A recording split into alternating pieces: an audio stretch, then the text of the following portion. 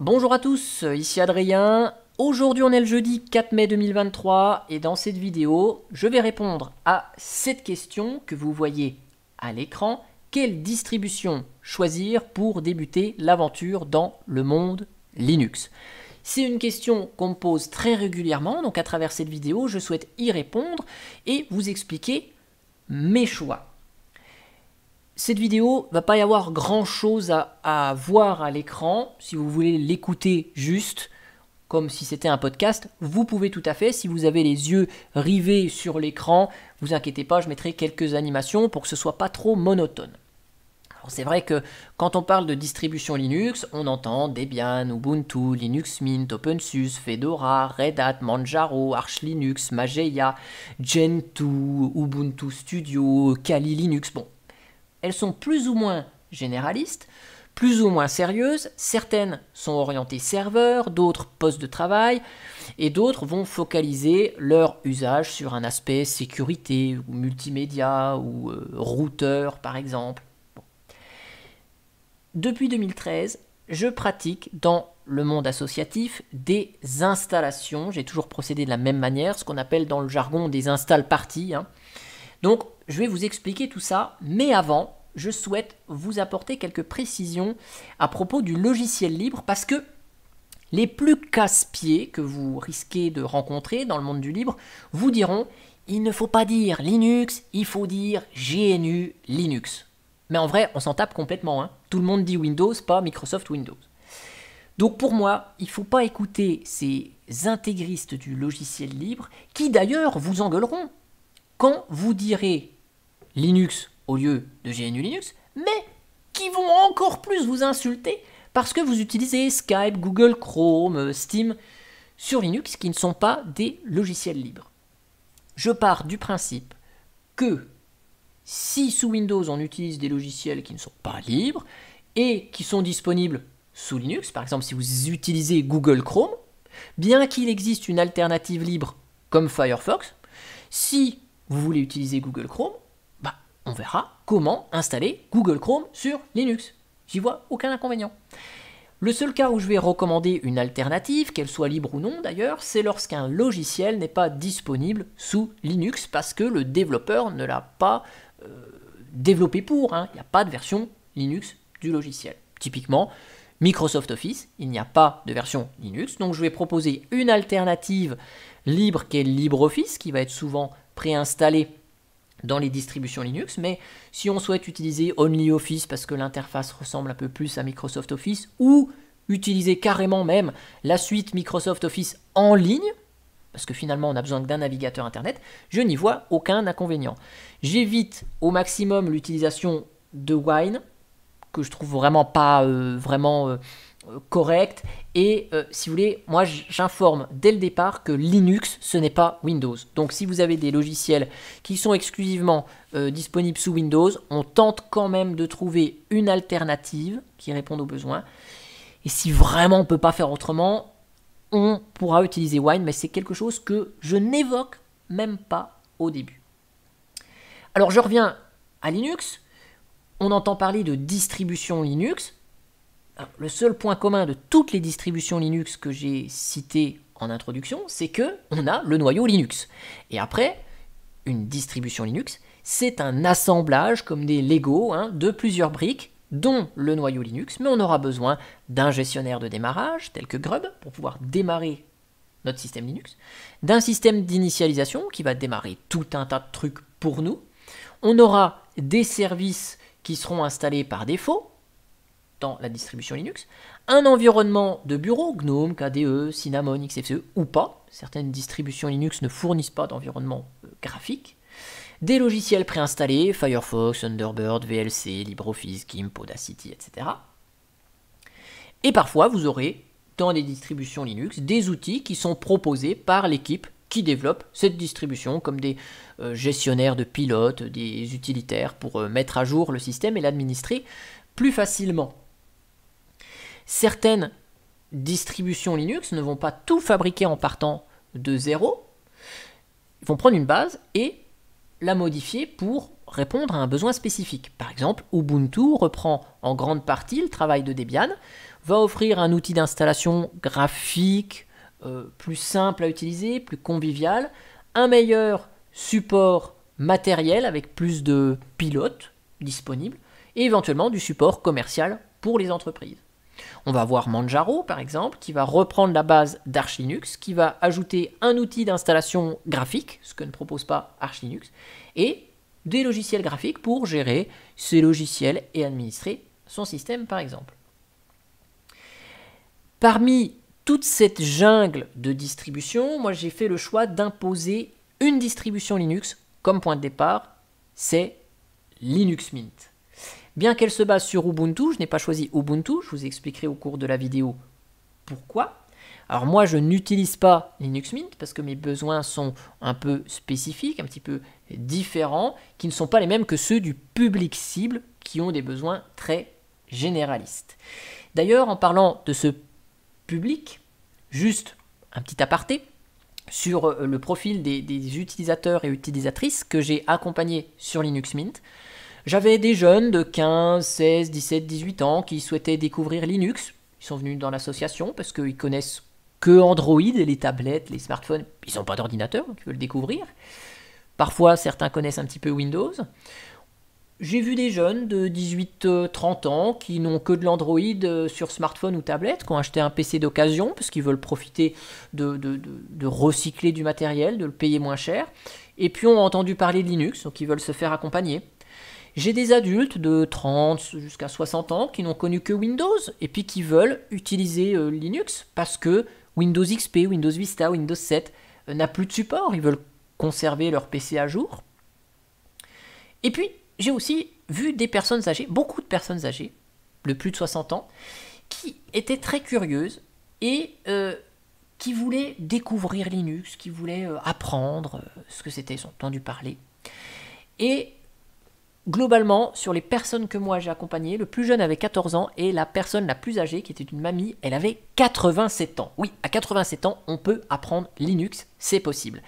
À la louche, c'était globalement 25% de femmes pour 75% d'hommes, un quart, trois quarts. Et plus les utilisateurs sont âgés, plus on se rapproche du 50-50. C'est assez curieux. Hein.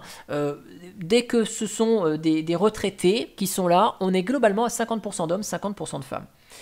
Et ils sont tous globalement satisfaits. J'ai pas vu de retour à Windows une fois Linux Mint installé. Bon, faut dire que l'initiative vient de leur part. Hein. Ils viennent en association, ils viennent dans ces fameuses install parties pour se faire accompagner. Donc le choix, il est déjà motivé, il n'est pas imposé, donc il n'y a pas de retour à Windows. Parfois, j'en recroise quelques années après qui reviennent faire un petit coucou puis qui disent « Ah ben tiens, j'ai plus de mise à jour sur mon système, est-ce que tu peux m'aider à mettre à niveau mon système? C'est un petit peu compliqué. » Et entre-temps, ils sont débrouillés en autonomie sur leur système. Alors ce système, c'est Linux Mint, je vous l'ai dit. Il faut un point de départ, donc j'impose Linux Mint. Je vous l'ai dit à travers de nombreuses vidéos que Linux Mint était une bonne distribution. Elle avait quelques défauts vis-à-vis d'Ubuntu, notamment sur la mise à niveau, par exemple vers une nouvelle version qui nécessite de taper quelques lignes de commande. Mais c'est celle qui est fidèle sur ma clé USB pour installer Linux sur les ordinateurs portables, parfois des ordinateurs fixes, et même arrivé de me déplacer chez quelques utilisateurs qui ne pouvaient pas déplacer leur ordinateur pour les accompagner sur Linux Mint. Cette distribution, elle est simple, réactive et surtout elle est fixe release. Ça, c'est un point qui est important pour moi parce que l'ordinateur n'est pas forcément utilisé de manière très régulière par certains. Les smartphones, les tablettes font souvent le gros du travail et les ordinateurs, c'est pas pour un usage régulier. Je me rappelle de ma collègue comptable, quand elle reste chez elle, elle a son téléphone, elle a sa tablette pour naviguer sur internet, regarder des trucs, ok. Et puis elle va utiliser son ordinateur que pour faire sa déclaration d'impôt parce qu'elle préfère taper sur un clavier plutôt que ce soit sur un petit écran de tablette. Et donc, c'est pas vraiment rare de voir des ordinateurs qui restent dans le placard pendant 6 mois. Donc, le fait que ce soit une distribution fixe release, ça simplifie, en tout cas ça évite le problème de la mise à jour foireuse parce que le système n'a pas été allumé depuis un petit moment. Sur Linux Mint, l'application des mises à jour ne se fait pas automatiquement, ça c'est un choix aussi qui me perturbe du côté de Linux Mint, mais finalement ça permet à l'utilisateur de ne pas avoir une machine qui télécharge en arrière-plan des applications sans lui demander, comme le fait Fedora. Par exemple, Fedora pré-télécharge les mises à jour, et quand vous éteignez le système, Fedora vous dit, voulez-vous installer les mises à jour avant d'éteindre l'ordinateur. Donc c'est vrai que lorsqu'on a besoin du PC que 10 minutes, très peu de temps, on n'a pas envie d'être embêté par des mises à jour, juste parce qu'on a besoin vite fait d'allumer, d'aller sur le site de la SNCF, d'imprimer son billet de train avant de partir. C'est un exemple. Et toutes les machines n'étant pas forcément équipées de SSD, ça peut être un peu long, ça peut impacter le système, ces mises à jour, donc c'est bien d'avoir une petite liberté. Mais là, on parle de Linux Mint, c'est une fixe release, elle va nous proposer des paquets Flatpak par défaut depuis quelques années, et donc on pourra avoir des logiciels dans des versions plus récentes si on en a envie. Cependant, Linux Mint dispose de deux éditions. On a Linux Mint basé sur Ubuntu et Linux Mint basé sur Debian, la fameuse LMDE Linux Mint Debian Edition. Je privilégie toujours la base de Mint qui est la base Ubuntu. Pourquoi? Parce qu'on a des outils supplémentaires par rapport à la Debian Edition. Et puis, grâce à ces outils, on va pouvoir installer facilement des codecs multimédia, des pilotes. Et des pilotes, on en aura plus sur la base Ubuntu. Notamment les pilotes Wi-Fi, puisque la plupart des ordinateurs, c'était des ordinateurs portables. Donc quand on a du Realtek, du Broadcom, on est bien content d'avoir une base Ubuntu parce qu'on a plus de pilotes à notre disposition. Et on a aussi plus de pilotes pour les imprimantes. Ça, c'est quelque chose que je n'aime pas du tout, les imprimantes. Mais en tout cas, le support des imprimantes est quand même un peu mieux sur Ubuntu que sur Debian dans ce que j'ai pu tester, dans les différentes configurations que j'ai eu à faire. Alors, Linux Mint, basé sur Ubuntu, dispose de 3 environnements de bureau. Cinnamon, développé par Linux Mint. Mate, qui est un fork de GNOME 2, mais qui, dans Linux Mint, est intégré avec la même apparence que Cinnamon. Et XFCE, pareil, qui est intégré avec la même apparence que Cinnamon, donc avec l'interface qui ressemble un peu comme ce qu'on a sous Windows. Je choisis toujours l'environnement de bureau Cinnamon, quelle que soit la configuration de la machine. On entend parfois dire que XFCE est plus léger que Cinnamon, mais en fait on se rend compte que dès qu'on lance la suite bureautique ou le navigateur internet, cette petite différence elle est vraiment moindre.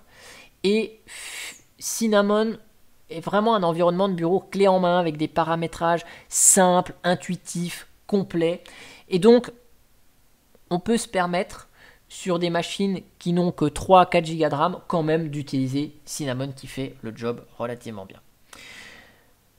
Au niveau de l'offre logicielle, Linux Mint, c'est vrai qu'elle a un bon compromis entre tout ce qui est utile et nécessaire. Il n'en manque pas. Des outils, des logiciels pour un usage de base. On a un navigateur internet, on a de quoi lire des vidéos, écouter de la musique, regarder des PDF, faire du traitement de texte. On a vraiment tous les usages de base. Il n'y a pas une tonne de choses qui sont préinstallées non plus. Parce que trop de logiciels installés par défaut impliquent des mises à jour plus longues, parfois des doublons. Donc là, on est top. L'installation de Linux Mint est un peu technique. Faut le dire, quand on arrive dans le monde Linux, parce que même les gens qui sont avec un PC Windows, ils n'ont pas fait l'install, ils l'ont eu. Donc je me charge de faire l'installation. Si besoin, je fournis les explications sur le processus d'installation, si la personne elle est intéressée, ce qui est rarement le cas au premier contact, faut l'avouer. S'ils sont intéressés, je prends le temps d'expliquer. Et surtout, je prends soin de faire un partitionnement manuel pour séparer le /home au cas où il faille réinstaller le système, en cas vraiment de grosses bêtises, parce qu'on peut avoir des curieux qui font un peu n'importe quoi, puis tout d'un coup, il n'y a plus rien qui marche. Donc, si on a besoin de réinstaller le système, on va pouvoir le faire et on va pouvoir conserver le home qui contient les documents. Je demande toujours globalement à quoi va servir la machine pour estimer la taille de la racine. Globalement, c'est 30, 40 gigas pour être large. et puis après le reste pour Home. Je suis fan de LVM, qui est beaucoup plus flexible, mais je ne l'utilise pas dans le cas des installations sur les machines, parce que si j'ai quelqu'un d'autre qui vient reprendre le travail, ou veut refaire une installation, ou la personne se fait accompagner par quelqu'un d'autre, je ne veux pas que la personne qui accompagne soit rebutée par LVM parce qu'elle ne sait pas ce que c'est, que c'est un petit peu plus complexe. Donc je reste sur un partitionnement simple ici. Et après, une fois que le système est installé, je ne vais pas laisser l'utilisateur avec sa machine comme ça. Chaque utilisateur, je les accompagne avec une durée d'une demi-heure à 1 heure et je prends soin d'aborder un certain nombre de points. Première chose, les trucs de base, découverte du gestionnaire de fichiers. Vous savez, les dossiers par défaut, images, documents, téléchargements, et tout ce qui va être manipulation autour du gestionnaire de fichiers, insertion de clés USB, smartphone pour récupérer ses photos, par exemple, etc. C'est des choses de base, mais c'est bien de rappeler, même si on est sur un fonctionnement similaire parfois à Windows, c'est bien de rappeler un petit peu comment le tout fonctionne. Bien sûr, les utilisateurs aiment bien changer leur fond d'écran, mettre une photo de leur chien, de leur maison, enfin, ou un truc, ou les fleurs qu'ils ont pris en photo. Donc, je passe un petit peu de temps pour montrer comment on peut personnaliser l'interface, comment changer le fond d'écran, les icônes, la couleur du système, toutes ces prédominances de couleurs qu'on a le choix de paramétrer sur Linux Mint. Je leur montre au passage le panneau de configuration, ce qu'ils peuvent faire, de manière générale, bon, pas que l'apparence du bureau, mais comment configurer leur système, évidemment. Je leur montre le gestionnaire de logiciels, comment on installe un logiciel, comment on supprime un logiciel, plus une petite information rapide sur ce qu'est le Flatpak. En gros, je leur dis, vous voyez, quand il y a le logiciel où c'est marqué entre parenthèses Flatpak, c'est pour avoir une version plus récente si vous en avez besoin. Si vous n'en avez pas besoin, prenez le logiciel normal. Globalement, ça s'arrête là, je ne rentre pas dans les détails, vous voyez que je reste très simple. J'aide à l'installation des logiciels spécifiques, Google Chrome, qui est par exemple en dehors des dépôts. Ok. Puis s'il y a des petits trucs un peu bizarres, je dis voilà, qu'est-ce que tu veux installer? Et puis, j'aide un petit peu à l'installation de logiciels spécifiques. Bien sûr, je sensibilise sur les mises à jour, je montre ce fameux logo avec le bouclier. Je leur dis de faire les mises à jour régulièrement, en leur indiquant bien que ce n'est pas automatique. Et après, je déborde toujours un petit peu en faisant un petit rappel général sur l'importance de la sauvegarde de ces documents. Et puis, je leur donne des ressources comme la documentation d'Ubuntu FR qui peut répondre à un bon nombre de questions. Et s'ils veulent être autonomes, je leur dis, bah voilà, vous pouvez vous inscrire sur des forums. Vous avez des espaces d'entraide pour répondre à vos questions. Alors, les mises à jour mineures, elles sont possibles graphiquement sur Linux Mint. Je montre la fonctionnalité avec une capture d'écran trouvée sur Internet, mais ce n'est pas obligatoire. Moi, je leur dis, ça vous permet juste d'avoir des nouveaux outils, une mise à jour de l'environnement de bureau, mais la base du système reste à jour. Si vous ne voulez pas basculer, il n'y a pas de drame à ça. Par contre, je les sensibilise bien sur les mises à niveau, dans le sens où c'est pas automatique, et je leur précise la date de fin de vie du système. Ça veut dire que quand j'installe une Linux Mint 21, je leur dis voilà, en 2027, il n'y aura plus de mise à jour. Donc, il faudra faire l'étape de mise à niveau.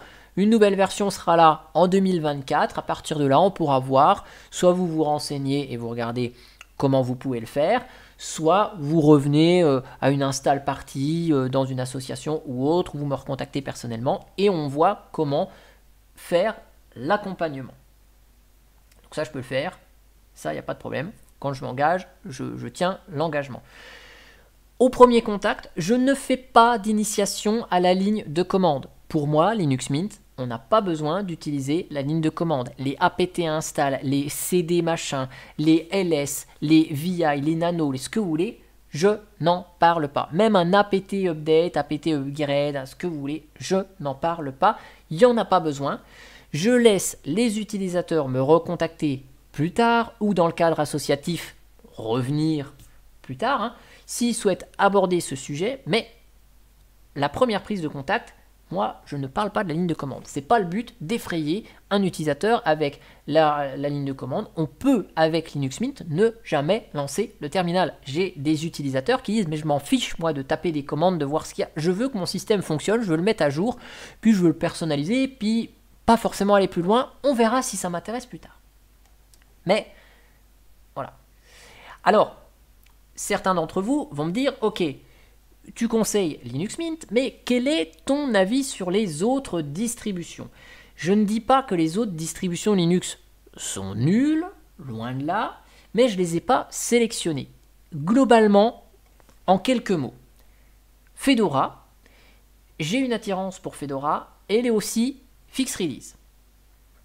Certains diront peut-être, oui, mais il faut installer manuellement RPM Fusion. Ça, c'est un faux problème, parce que dans le cas que je vous ai expliqué, j'installe Linux Mint. Donc, à l'installation, j'aurais pu, avec une Fedora, préinstaller les RPM Fusion, qui migrent en même temps d'ailleurs que les dépôts Fedora au moment de la mise à niveau. Vous les installez une fois, puis vous n'avez plus à vous en occuper. Pareil pour les codecs, vous les allez installer, puis après, vous êtes tranquille. Cependant, les trop nombreuses mises à jour de fonctionnalités, le cycle de vie court, il va falloir faire les mises à niveau régulièrement, tous les 6 mois, ça ne répond pas vraiment aux besoins, et puis GNOME n'est pas vraiment la cible non plus au niveau de l'environnement de bureau. Je préfère rester sur quelque chose de plutôt traditionnel. Pour les bases Red Hat et dérivés, Alma Linux, Rocky Linux, bon, c'est sympa, on a un support de 10 ans, mais le contenu des dépôts pour une utilisation bureautique de loisirs est à mon sens trop limité, même avec le dépôt EPEL. À titre personnel, j'avais essayé d'installer une Alma Linux 8 et puis de voir si je pouvais installer tous les petits outils que j'utilise. Bon, on se retrouve assez limité, et donc c'est vrai que si vous voulez le petit logiciel à la mode Kikulol là, parce que c'est marrant, ça va pas être disponible dans les dépôts parce que c'est pas la cible de Red Hat, et donc forcément des clones qui sont plutôt orientés professionnellement. Et puis on va retrouver l'environnement de bureau GNOME que j'ai abordé au point précédent. OpenSUSE, j'ai jamais aimé cette distribution. Les dépôts additionnels semblent parfois faire conflit, notamment le dépôt Pacman. Et puis, bon, faut l'avouer, on est tenté d'utiliser OpenSUSE Tumbleweed qui est une rolling release, donc c'est pas vraiment la cible, je l'ai dit en début de vidéo. OpenSUSE va proposer par défaut KDE, alors qui ressemble vraiment à Windows, mais je suis pas vraiment fan de KDE parce que je trouve que l'environnement de bureau est trop complexe avec toutes ces possibilités de personnalisation. Pour débuter, il y a trop de choses. Par contre, Yast, le panneau de configuration, est vraiment séduisant, quoi. Donc la version Tumbleweed, c'est compliqué, c'est une rolling release, et puis la durée de vie est relativement courte pour les versions stables, OpenSUSE, LEAP, et les mises à niveau mineures se font en ligne de commande, donc c'est pas forcément terrible. Manjaro, elle est aussi dans le coin, elle rend accessible une rolling release par une installation graphique, des outils relativement conviviaux pour gérer ses logiciels, mais ne pas la mettre à jour régulièrement, vous vous rappelez, je vous ai dit, des fois on a des ordinateurs qui restent 6 mois dans le placard, ne pas mettre à jour régulièrement Manjaro, ça peut créer des problèmes. Et puis, avoir des logiciels toujours très récents, et pas de mise à niveau, vous allez me dire, c'est génial ça. Mais si vous avez des ordinateurs un peu anciens qui disposent de cartes graphiques Nvidia, vous utilisez le pilote Nvidia et au moment où le pilote il est retiré des dépôts parce qu'il n'est plus maintenu, il est trop vieux, on peut être rapidement confronté à un écran noir au détour d'une mise à jour habituelle du système. Donc le matériel qui date un peu, une rolling release, c'est toujours un petit peu dangereux quand même. Ubuntu, vous savez, c'est la base de Linux Mint. Et certains vont me dire, pourquoi pas Ubuntu? Bon, on revient sur l'environnement de bureau GNOME, qui est un peu lourd. La présence des snaps, ça me dérange un petit peu. Linux Mint les a pas par défaut.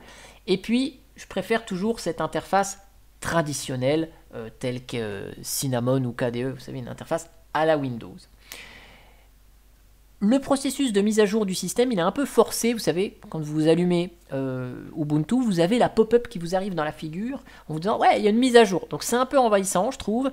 Et puis, si vous utilisez une version LTS d'Ubuntu, il y a, au moment où la nouvelle version est disponible, votre pop-up de mise à jour, une fois que le système est à jour, il vous dit « voulez-vous faire une mise à niveau ?» Et vous l'avez à chaque fois dans la figure. Donc je trouve que ça c'est un peu intrusif, quoi. Donc c'est pour ça que je mets un petit peu à l'écart Ubuntu, bien qu'elle soit quand même séduisante à l'utilisation. Et si on est même tenté par la mise à niveau, souvent ça se passe pas très bien. Donc bon, je préfère que les mises à niveau soient pas présentées un peu comme une mise à jour, parce que ça peut être un peu plus problématique. On a Debian, qui est la base d'Ubuntu et de Linux Mint Debian Edition. Alors je la retiens pas, elle vient quand même corriger des défauts d'Ubuntu avec ses snaps, avec ses pop-up de mise à jour envahissantes, mais il y a une petite lacune sur les pilotes des cartes Wi-Fi, les pilotes des imprimantes. Alors ça devrait aller mieux un peu avec Debian 12 qui va inclure plus de choses par défaut. Et puis, il faut dire que l'apparence générale de Debian, c'est assez brut, c'est pas très soigné. Enfin, quand on regarde Linux Mint, le thème donne envie de regarder les fenêtres. Avec Debian, c'est un peu brut de décoffrage, vous n'avez pas de mise à jour en graphique. Et puis, si vous voulez installer des outils comme Synaptic, c'est pas très ergonomique et c'est pas vraiment sexy quand même. Et puis, dans les autres distributions, on va voir Gentoo. Bon, ok, pas besoin d'expliquer, vous avez compris, c'est pas du tout la cible. Bien sûr, il existe d'autres distributions que je ne vous ai pas listées dans mes avis, mais je ne peux pas tout vous dire non plus. Il y a plus de 300 distributions. Donc forcément, s'il y a une distribution que vous utilisez puis que je n'ai pas mentionné parce que je n'ai pas donné mon avis, bon, c'est pas très grave. Je ne peux pas donner mon avis sur toutes les distributions qu'il existe. En tout cas, j'espère que cette vidéo a permis de dégrossir un peu l'ensemble. Ça a été long, oui, 26 minutes, je l'avoue, mais j'avais envie vraiment de vous expliquer dans les détails tout cela, et je vous mettrai bien sûr dans le descriptif de la vidéo le lien vers l'article qui reprend tous les éléments que je viens d'aborder dans cette vidéo. J'espère que ça vous a plu, et moi je vous dis à bientôt pour une prochaine vidéo. Allez, ciao ciao, bye bye.